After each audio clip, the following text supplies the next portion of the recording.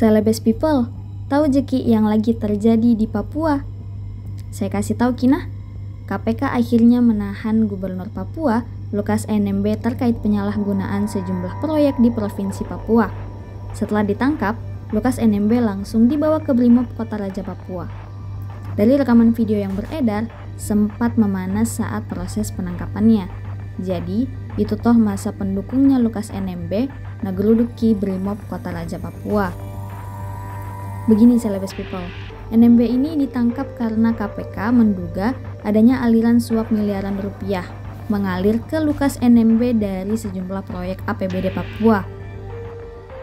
Sebelumnya, KPK didesak segera menangkap Gubernur Papua, Lukas NMB yang telah berstatus sebagai tersangka.